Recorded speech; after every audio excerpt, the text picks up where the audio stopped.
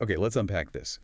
What if profound personal transformation, rewiring your mind, shedding old emotional baggage, Yeah. stepping into a clearer sense of who you could be, wasn't about finding that one single perfect method? Right, but maybe about strategically blending practices from, well, wildly different traditions. That's exactly the intriguing idea, isn't it? It's right at the heart of the source material we're diving into today. Mm-hmm.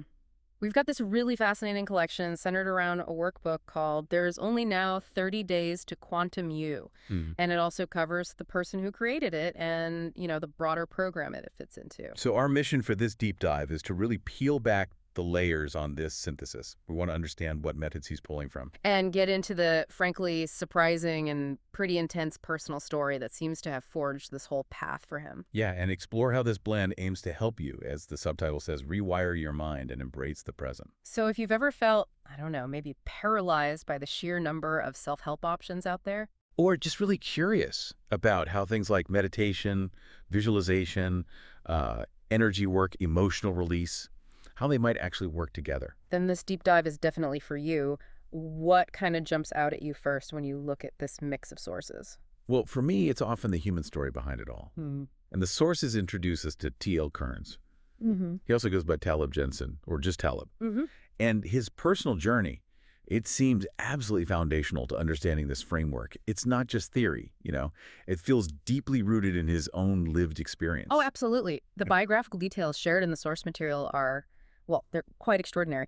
And they clearly shaped his entire perspective. It starts really early, doesn't it? Yeah, incredibly early. A near-death experience at age 7. He drowned. Wow. And he describes it not as seeing a light or angels, but entering the state of just pure awareness and getting a really clear message, it's not your time. And he was revived after 7 minutes without breath.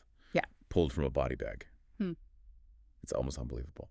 It is. And the source says that experience immediately sparked this lifelong questioning about time, reality, and fundamentally why humans suffer. But his challenges didn't stop there, did they? There was more? Not at all. At age 20, a really severe car accident left him partially paralyzed. Oh, yeah. Doctors apparently gave him very little hope he'd ever walk normally again.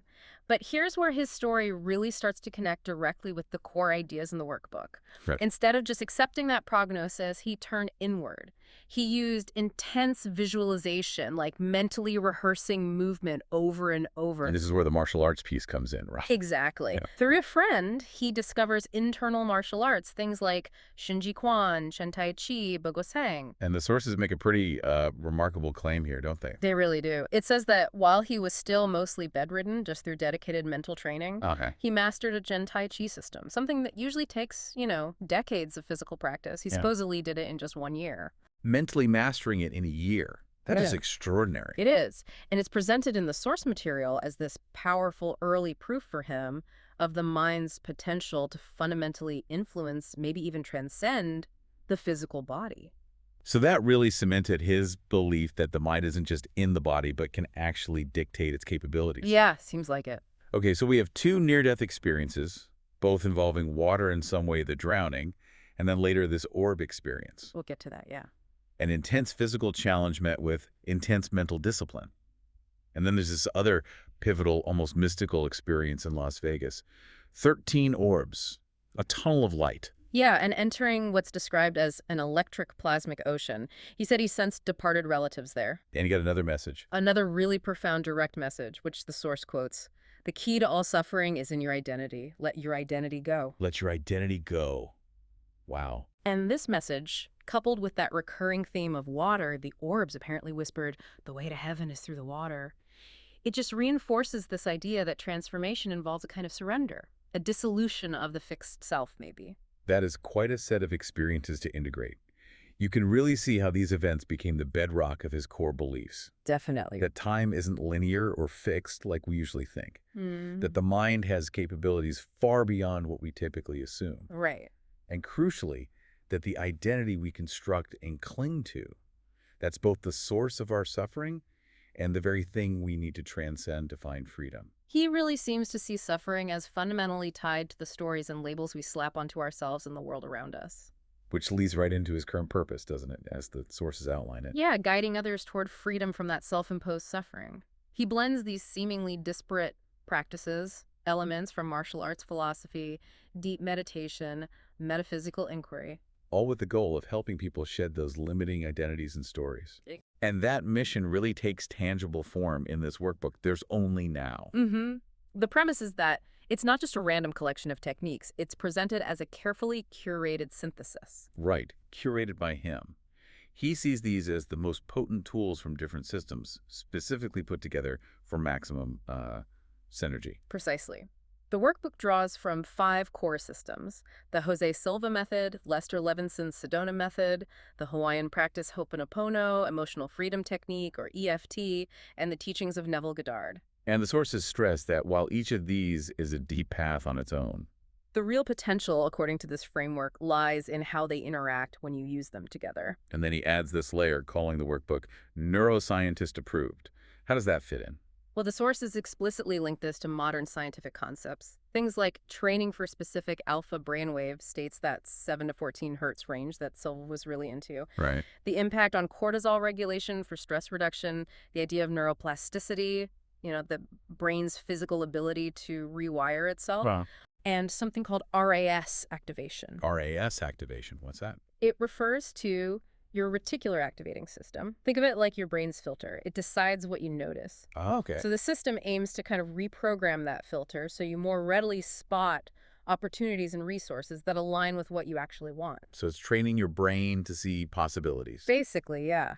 And the sources mention studies suggesting links, like some early work on learning retention with Silva's methods, or research on how techniques like the Sedona method and EFT might impact stress hormones like cortisol and brain activity patterns. It's definitely an interesting attempt to ground these, diverse, sometimes esoteric practices in a more modern scientific framework. It seems that way. So how does each piece fit into this overall synthesis, according to the sources? What's the role of each method? Okay, starting with the Silva method. Its main contribution here seems focused on using those relaxed alpha and theta brainwave states. Right. For what purpose specifically? For subconscious reprogramming, manifestation, problem solving, and also tapping into intuition. Jose Silva, he was the self-taught electronics guy, he really believed accessing these states unlocked huge human potential. Okay, so for the subconscious, then there's the Sedona method. Yeah, which came out of Lester Levinson's own deep self-inquiry journey. Its core role in this synthesis is all about releasing emotional resistance and limiting beliefs. So practical tools for letting go of stuck feelings. Exactly. Then Ho'oponopono, the ancient Hawaiian practice, that's brought in for reconciliation, forgiveness, and cultivating what they call radical responsibility. Radical responsibility. Meaning taking ownership of your internal experience of things. It's framed as a powerful tool for mental and spiritual cleansing, dissolving inner conflict, restoring peace. Got it. And EFT tapping. Emotional freedom technique. That focuses on clearing energy blockages. The idea is that this helps rewire emotional responses by tapping on specific acupoints while you focus on an issue. The goal is to reduce stress, anxiety, maybe even physical pain. The sources link it back to ancient tactile healing practices. Interesting. Okay, and finally, Neville Goddard. His principles seem to be brought in primarily for the manifestation aspect, particularly his idea of living in the end. Living in the end. Yeah, the practice of vividly imagining and feeling the reality of your desired outcome as if it's already happened. This power of assumption is mentioned in the Amazon description and Talib's interview as a key element in the mix. Okay, so it's not just a random list. It's a specific toolkit. Subconscious programming, emotional release, forgiveness, energy clearing, and conscious manifestation. How does this actually translate into practice within the workbook? What do you do? Right, that's where the rubber meets the road. The workbook details specific techniques. For the Silva method, it starts with something called the 3-2-1 deepening protocol. 3-2-1. Designed to guide you into different states of awareness. Exactly. Level 3 is about physical relaxation. You repeat and visualize the number 3 times, do a guided body scan, focus on releasing tension everywhere. Okay, physical first, level 3. Then level 2 is for mental relaxation. Repeat, visualize 2-3 times. This is described as a deeper mental space where external sounds get reinterpreted. They call it neuroenvironmental anchoring. So instead of distracting you, they actually deepen your sense of peace.